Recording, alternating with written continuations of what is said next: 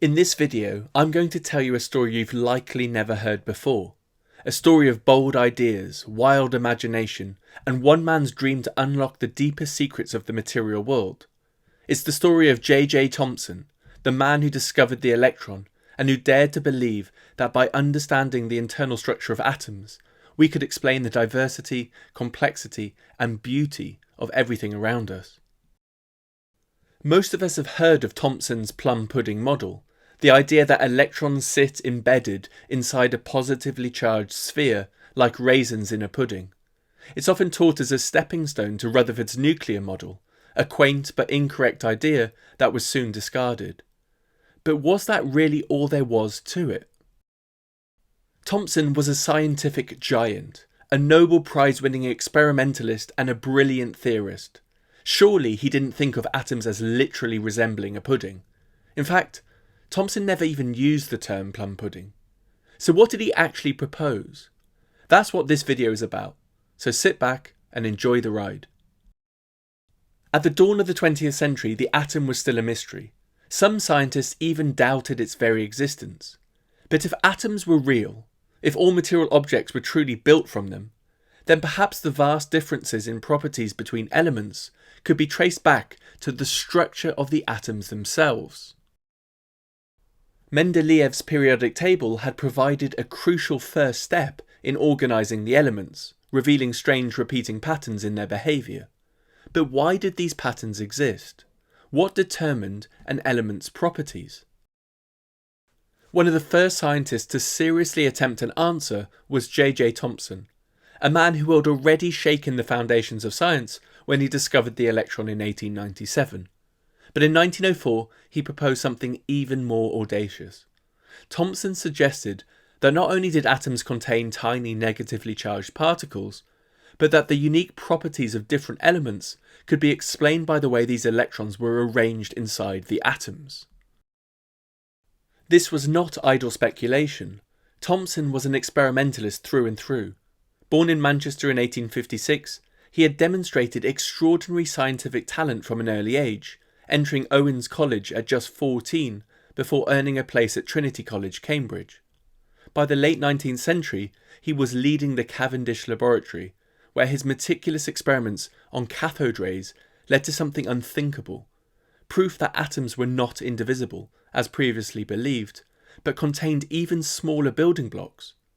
But Thomson was not content with merely proving that atoms had internal structure. He wanted to go further. He wanted to explain how the structure gave rise to the fundamental properties of matter. In his 1904 paper on the structure of the atom, Thomson imagined electrons moving within a diffuse sphere of positive charge, arranging themselves in concentric rings and shells. He argued that the structure of these rings could explain the periodicity of the elements. If true, this would mean that chemistry itself could be understood as a consequence of the physics of electrons. But could this vision of atomic structure truly explain the fundamental properties of matter? And could the physics of electrons in this model accurately predict how atoms behave? To find out, we must explore the physics of Thomson's atomic model. In this model, the positive charge of the atom isn't concentrated at a single point, but is instead spread out in a diffuse uniform sphere. The electrons, tiny negative particles, are embedded within the sphere, held in place by electrostatic forces. But what determines where these electrons are located and how they move? To begin, we'll consider the simplest possible scenario, a single electron embedded within the sphere of positive charge. In order to understand how the electron moves, we first need to determine the electric force due to the positively charged sphere. So how do we do that? Let's begin by defining the radius of the positive sphere as b, and the volume of the sphere will then be v equals 4/3 pi b cubed. Next, we will assume that the total charge of the positive sphere is plus q. Because the positive charge is uniformly distributed throughout the volume of the sphere, we can write an expression for the charge density as ρ equals q over v, and if we then sub in the expression for the sphere volume, we find that ρ is equal to q divided by 4/3 pi b cubed. Next, we will consider a single electron with charge -e located at a distance r from the centre of the atom. So, what is the force acting on this electron due to the positive sphere? To calculate the force on the electron at a distance r from the centre, we only need to consider the charge contained within the sphere of radius r, since only this charge contributes to the net force acting on the electron. Next, we can write the volume of the smaller sphere as V equals 4/3 pi r cubed. We can then calculate the total charge enclosed within the sphere of radius r, since this will be equal to the charge density ρ multiplied by the volume of the sphere. If we then sub in the expressions for the charge density and volume, and simplify, we find that the charge enclosed is equal to Q times r cubed divided by b cubed. Okay, so we can now determine the force on our electron. We do this by imagining that all of the positive charge contained within the inner sphere is concentrated at the centre of the atom.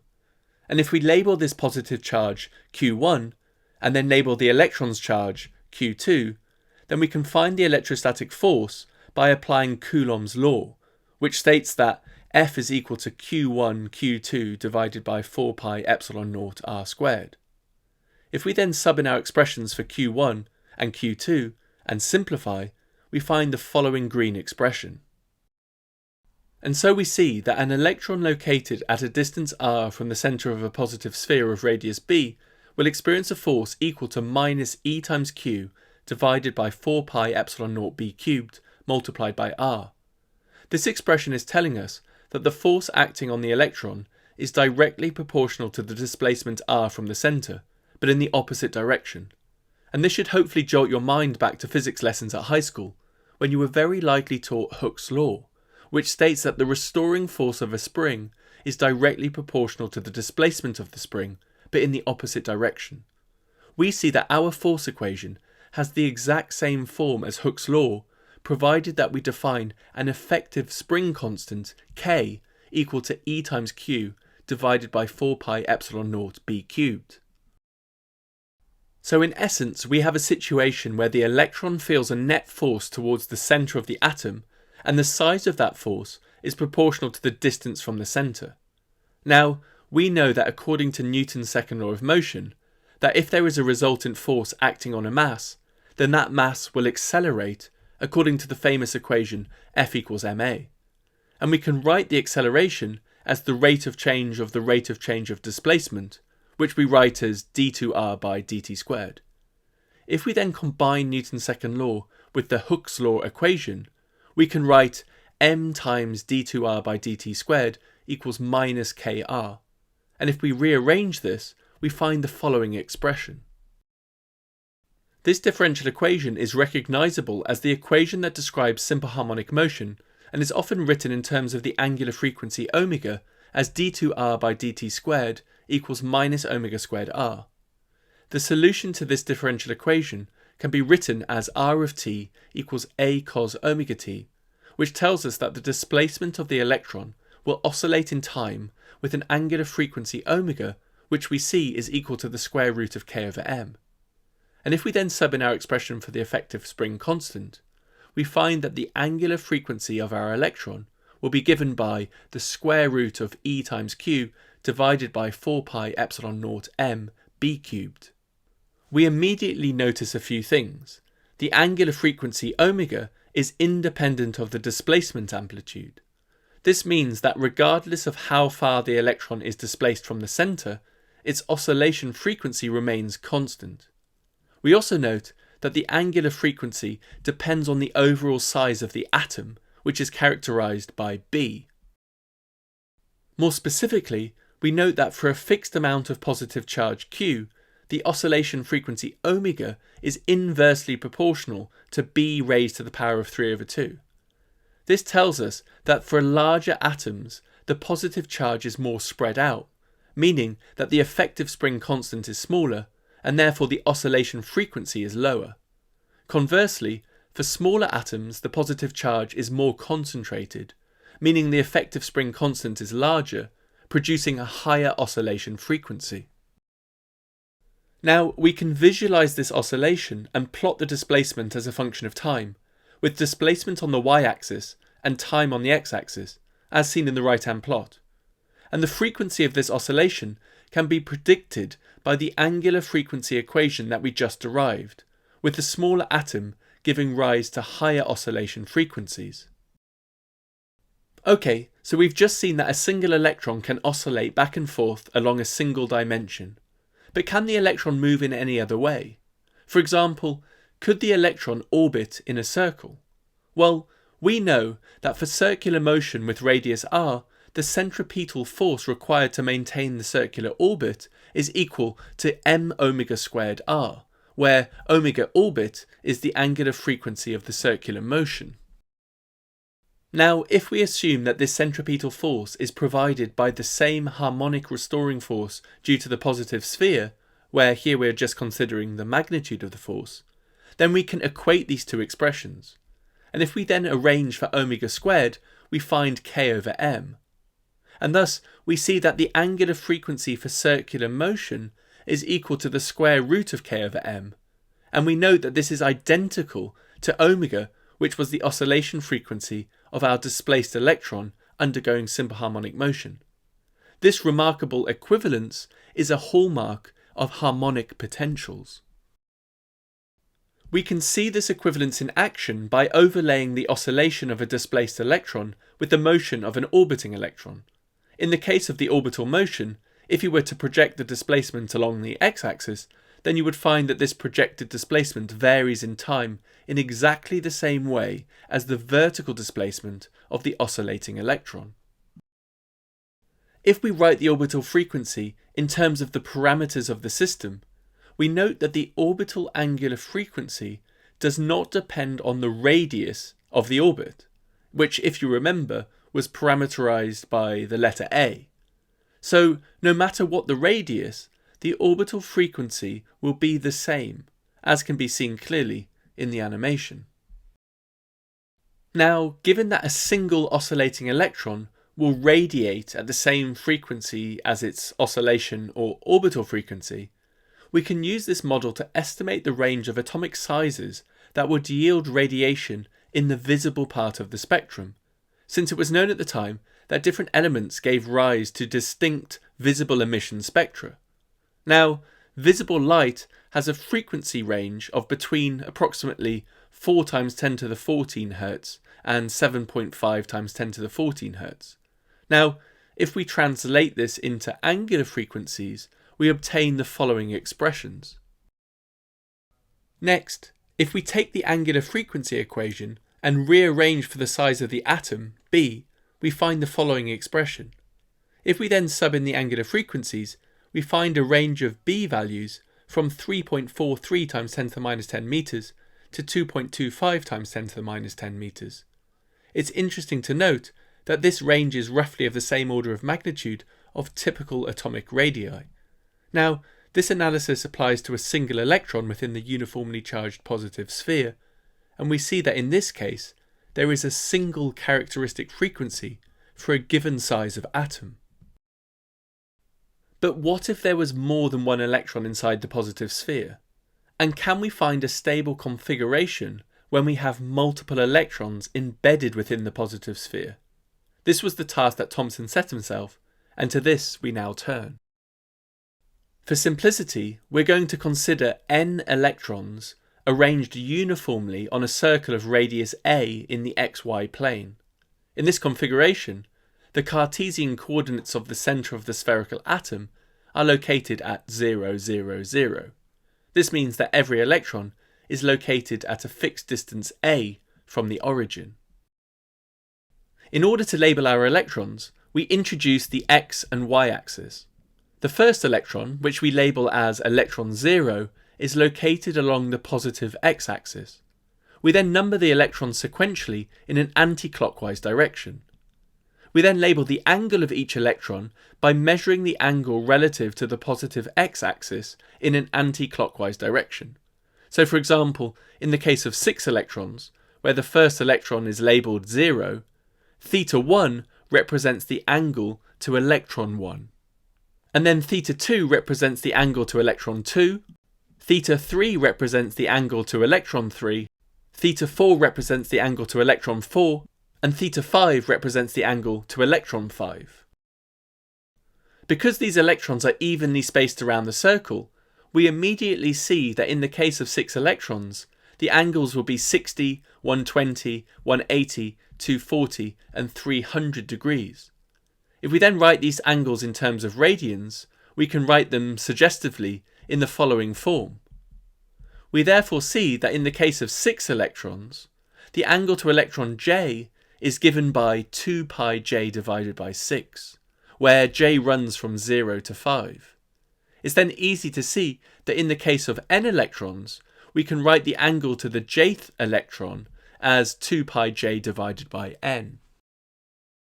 Now, it will prove useful for our analysis to determine the Cartesian coordinates of each electron. If we reintroduce our x and y axes, and then focus on an electron which we will label j, then if the electron is located a distance a from the centre, making an angle theta j with the positive x-axis, then we see that the x-coordinate of electron j can be written as a cos of theta j, and the y-coordinate of electron j can be written as a sine of theta j. Now, given that we have confined our electrons to lie on a circle in the xy plane, all of our electrons will have a z-coordinate of 0. It then follows that in 3 dimensions, we can define the position of electron j by specifying a position vector which has the following form, where, just as a reminder, theta j is the angle measured from the positive x-axis in the counterclockwise direction to the line connecting the origin and the jth electron. Okay, so let's now consider the example of 6 electrons. We are going to focus on electron 0, which is located at r0 equals a00. Our goal is to determine the resultant radial repulsive force on this electron due to all of the other electrons. Once we have that, we will compare it with the attractive force acting on the electron due to the uniformly distributed positive charge, which models the remainder of the atom. In order to find the resultant radial force, we will need to consider the force from each of electrons 1, 2, 3, 4, 5 acting on electron 0. We see that in each case the force arrow is acting in a slightly different direction. We can take each of these force arrows and then make each force arrow the hypotenuse of a right angled triangle, and then we can find the component of each force that is pointing along the positive x direction. By adding these components together, we can find the resultant radial repulsive force acting on electron 0 due to each of the other electrons. And we can see this explicitly from our diagram, and you can imagine how this idea could be easily generalized to more electrons lying around the ring.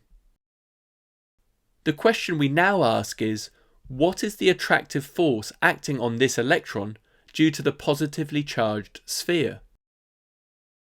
And most importantly, can we find a value for the radius a of our ring of electrons for which the resultant repulsive force and the attractive force perfectly balance? And how do we figure out whether such an equilibrium exists? To begin with, let's derive an expression for the attractive force between the electron and the positive sphere of charge. As previously mentioned, in the Thomson model, the positive charge of the atom is spread uniformly throughout a sphere of radius b. Let us now suppose the net positive charge of the sphere is equal to n times e, where n is the number of electrons. This means that the overall atom is neutral. The positive charge is uniformly distributed throughout the sphere, and therefore, as we've already seen, the charge density can be written as the net positive charge divided by the volume of the atom. And if we sub in Q equals Ne, we find the following expression.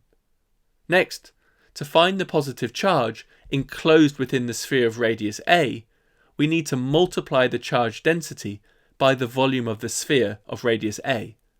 If we then sub in the explicit expression for the sphere volume, along with the expression for the charge density, we find that the charge enclosed is equal to n times E times A cubed divided by B cubed.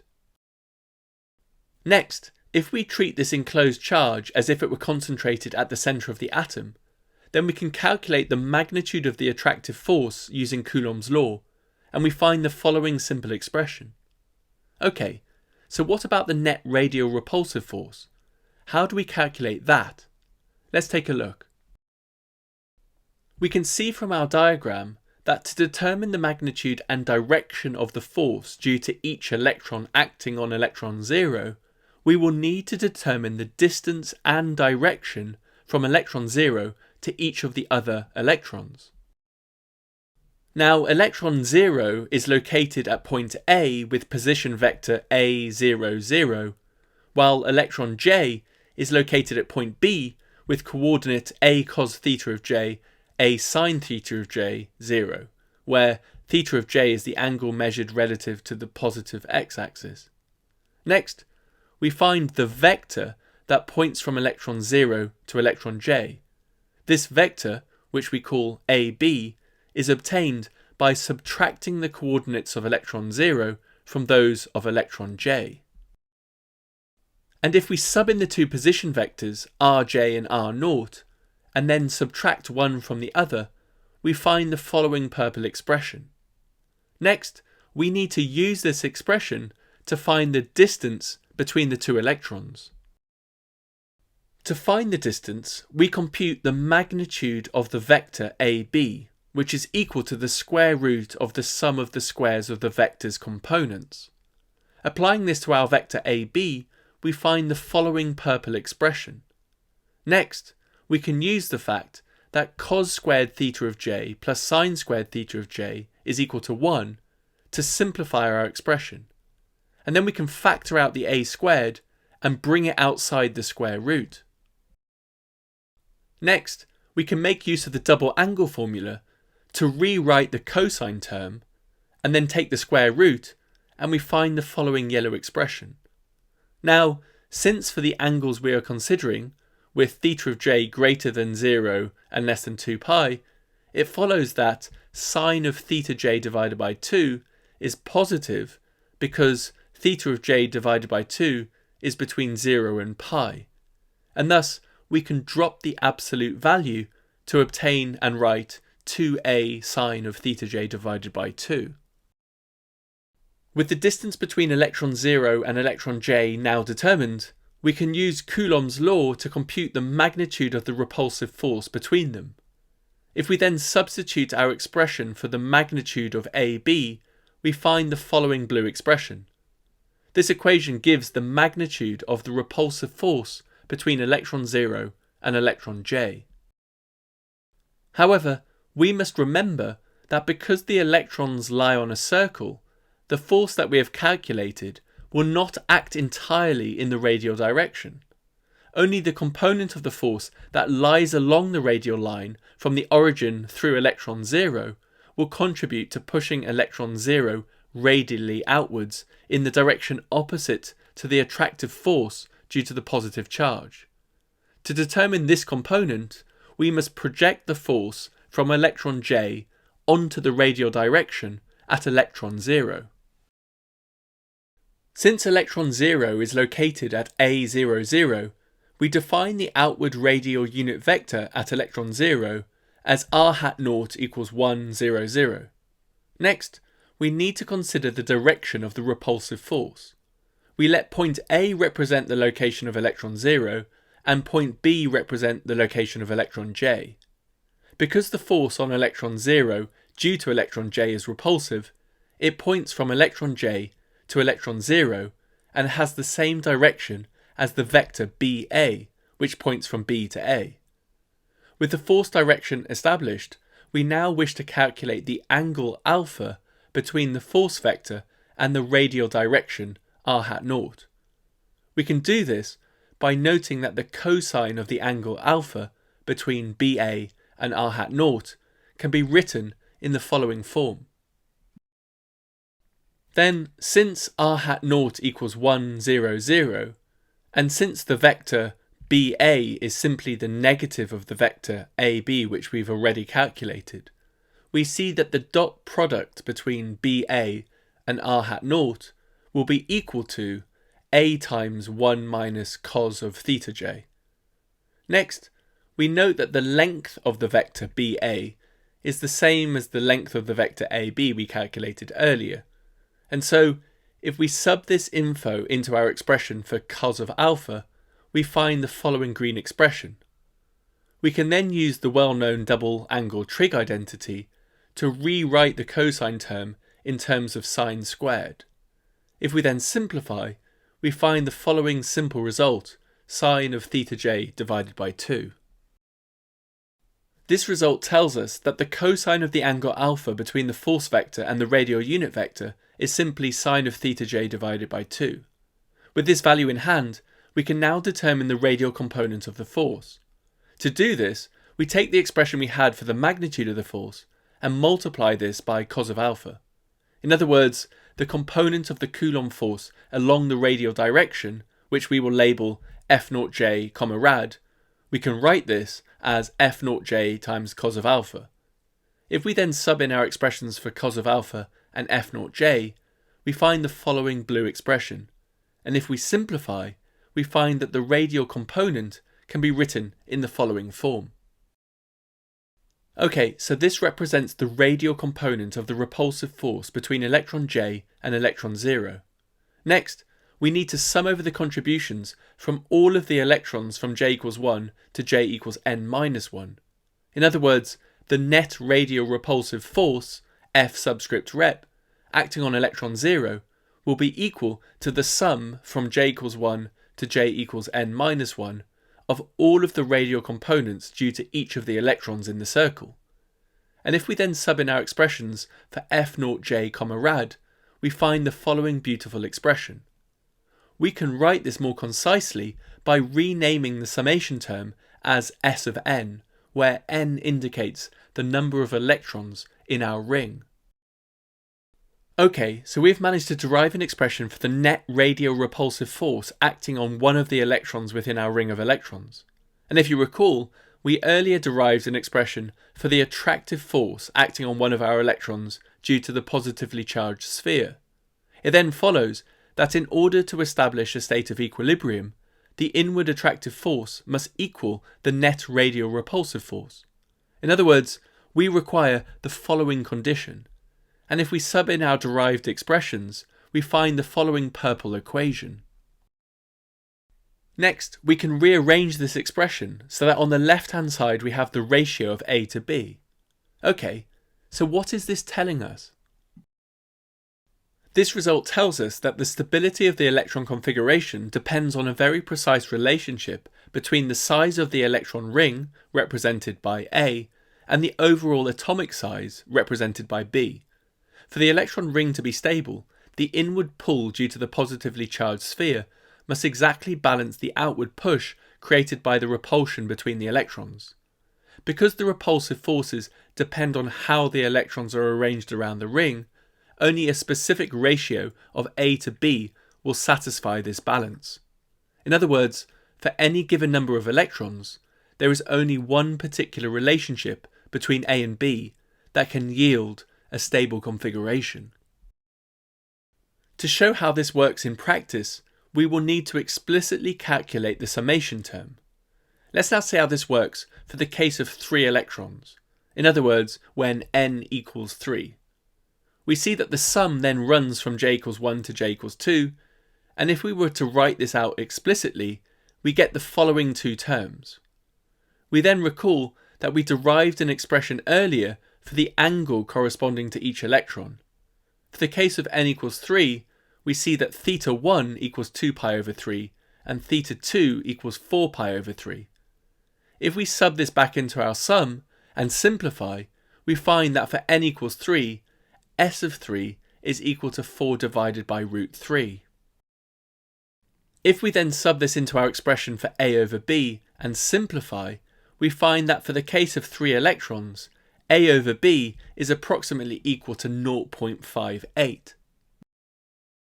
Now we can play the same game for different numbers of electrons, each time working out the corresponding sum, and then using the equation we've derived for A over B, and I've summarised a selection of results in the table.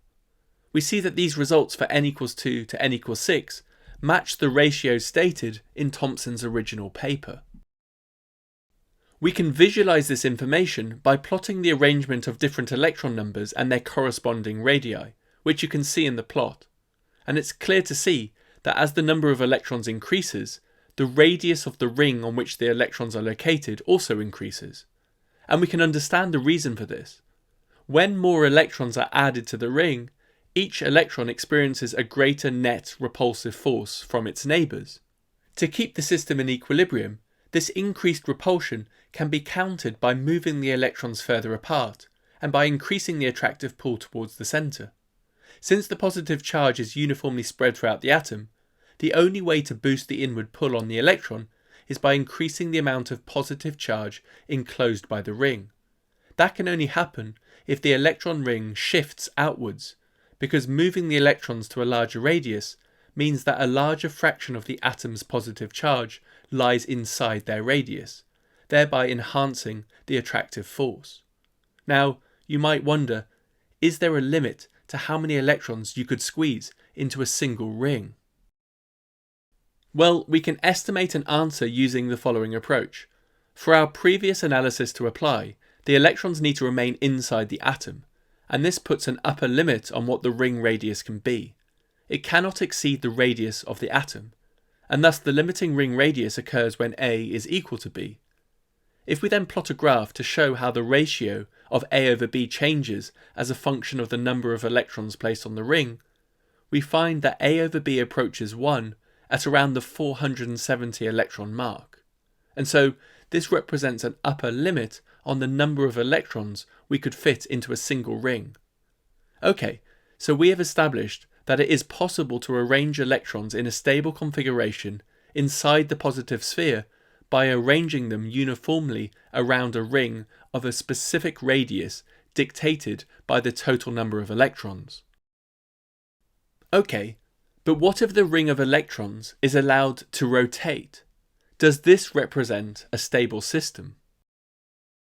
To answer this question, let's consider a scenario in which our ring of electrons with radius A is rotating with angular frequency omega. Now in this case, each electron located on the ring requires a centripetal force to maintain its circular motion, and this centripetal force will be equal to ma omega squared, where m is the mass of the electron.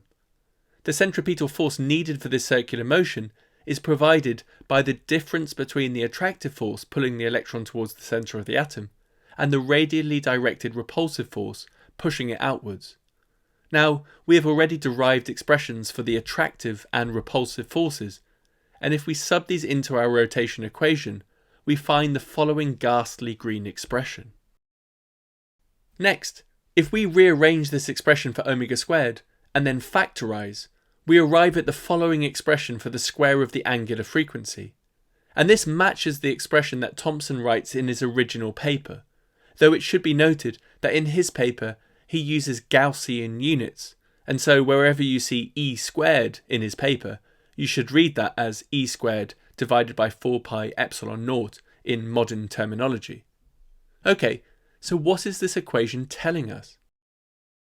This equation is telling us that the required angular frequency for the electrons to maintain steady circular motion is determined by a delicate balance between two competing forces.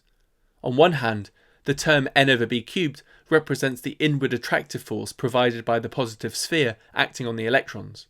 It increases with the number of electrons n and becomes stronger if the size of the atom b decreases. On the other hand, the s of n over 4a cubed term captures the net repulsive force among the electrons. We see that this term gets larger as the number of electrons increases, since s of n increases with n, or if the size of the ring decreases. The difference between these two terms essentially provides the net inward force that must apply the centripetal acceleration necessary for the ring to maintain its circular motion. Furthermore, we note that for a physically meaningful real and positive angular frequency omega, we require that n over b cubed is greater than or equal to s of n divided by 4a cubed, as this ensures that the term inside the brackets is positive. A negative omega squared would imply an imaginary angular frequency, signalling that the system cannot achieve a stable, steady state. To gain a clearer intuition for this equation, we can visualize how the system behaves. The animation shows that for a fixed angular frequency, increasing the number of electrons necessitates a larger ring radius to maintain equilibrium. This occurs because as n increases, S of n increases, and therefore the ring radius must increase to keep omega constant. Conversely, when the ring radius is held constant, and the number of electrons is allowed to increase within the ring, we see that the angular frequency of the ring increases, as we can see clearly from the animation and the plotted curve. We note from the bottom plot that the rate of increase of the angular frequency decreases as the number of electrons added increases. Okay, so we've already established a condition for rotational stability, but we note from the angular frequency equation that for a given number of electrons, there are in fact a range of possible combinations of ring radius and angular frequencies. So the question is, how do we determine the possible orbital frequencies allowed by this equation for a given number of electrons? Clearly, if the ring of electrons is not rotating, then omega equals 0, and our equation reduces to the following condition. And if we rearrange, we see that this is just the condition we had for a stationary ring, and this tells us the minimum ring radius. However, when the ring rotates, the equilibrium condition changes and the electrons must move outwards. That is, A increases beyond the minimum radius so that the net inward force can provide the required centripetal acceleration. If we impose the constraint that the electrons must remain inside the atom, then the largest allowable orbit is at the atomic boundary when A equals B. Substituting into the frequency equation, we find that for a fixed number of electrons n, the maximum possible angular frequency is then given by the following expression. And so we see that the range of possible frequencies will depend on the number of electrons in the ring as well as the overall size of the atom, B. To illustrate how the range of frequencies depends on the size of the atom, we can plot a graph showing how the rotational frequencies for different numbers of electrons depends on the rotational radius A. We see that as the atomic size gradually increases, the frequency range for each electron configuration shifts, revealing how the system's orbital behaviour depends on its atomic scale. Rather amusingly, everything we've covered up to this point in the video is summarised in just the first 2 pages of Thomson's 1904 paper. I've highlighted in yellow the results we've established in this video so far, namely the equilibrium conditions for both static and rotating rings of electrons. But Thomson didn't stop here. Instead, he turned to a crucial question. Are the rings stable under small displacements? If a ring of electrons is slightly perturbed, will it return to its equilibrium position, or will the disturbance grow, leading to instability? And it was an attempt to answer this question that occupied the next 15 pages of his paper. Thomson addresses the question by building on the analysis we've already completed to investigate the forces acting on electrons when they are displaced from their equilibrium positions. He identifies 2 distinct categories of perturbations, those occurring within the plane of the ring and those perpendicular to it. Over the next 15 pages, he systematically derives a general stability condition and finds that for a distorted ring to remain stable, the individual electrons must oscillate with specific frequencies Q, determined by the roots of the following beautiful equation, where K is an index that runs from 0 to n-1, and the terms Sk, Lk, Nk, and Mk represent quantities derived by Thomson, dependent on the geometry and configuration of the electron ring.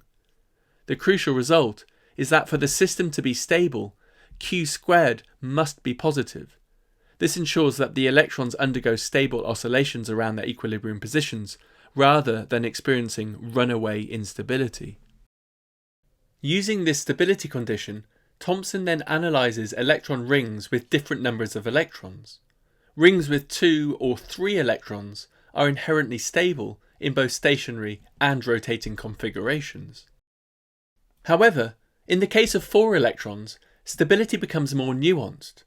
Thomson shows that in order to stabilise against perpendicular perturbations, the ring must rotate above a critical angular frequency. Likewise, he showed that a 5-electron ring only remains stable against perpendicular disturbances if it too is rotating above a certain critical threshold frequency. However, Thomson identifies a problem in the case of 6 electrons. He finds that no matter how fast the ring rotates, instability is inevitable and cannot be avoided. This conclusion follows from applying the general stability condition to the case k equals 3. Thomson shows that in this case, the stability equation reduces to the following expression. And since one of the solutions for q squared is negative, the corresponding frequency of oscillation is imaginary. This means that instead of oscillating, perturbations grow unchecked, preventing the system from returning to equilibrium and leading to inevitable instability. To resolve this instability, Thomson proposes adding a single electron at the centre of the sphere enclosed by the 6-electron ring. This alters the electrostatic interactions, ensuring all q² values remain positive and restoring stability. Extending this idea, Thomson finds that rings with 7 or 8 electrons can also be stabilised by a single central electron. However, for rings with more than 8 electrons, additional internal electrons are required, and their numbers grow rapidly with ring size. Thomson then shows how the number of required internal electrons, which he labels P, scales with the number of electrons N in the outer ring. And we can see this relationship even more clearly from a plot. Thomson shows that for large N, the number of internal electrons required scales as N cubed. Crucially, Thomson argues that when multiple internal electrons are present, they cannot cluster at a single point, but instead arrange themselves into well-defined geometric configurations that minimise mutual repulsion while remaining confined within the positively charged sphere. For example, in the case of a 9-electron outer ring, the 2 internal electrons position themselves parallel to the ring's plane, and in a 10-electron ring, the 3 internal electrons form a triangle slightly offset from the ring's plane. For a ring of 12 electrons, Thomson shows 7 internal electrons are required, but as we've already seen, 7 electrons cannot form a single ring, and so these 7 will arrange themselves as a ring of 6 with 1 electron at the centre, and so we start to see a pattern emerging. This pattern continues for larger rings, with internal electrons arranging themselves into stable geometric configurations that balance electrostatic forces while maintaining overall system stability. Thomson becomes particularly excited by these concentric rings, as he intuitively senses a connection between their structure and the periodic table of elements. He observes that as electrons are added, they populate successive rings in a manner that mirrors the organisation of the periodic table, suggesting that elements within the same group share similar electron configurations. Thomson notes, for example, that charge configurations for 3, 11, 24, 40 and 60 electrons exhibit a clear pattern, with each configuration building upon the previous one by adding a new outer ring. For instance, the 60 electron group consists of the same set of rings as the 40 electron group, but with an additional outer ring of 20 electrons. Likewise, the 40 electron configuration mirrors the 24 electron configuration, with a new ring encircling it, and 24 electrons follow the same principle, extending from the 11 electron configuration by incorporating an extra ring, and the same pattern with the 3 electron ring.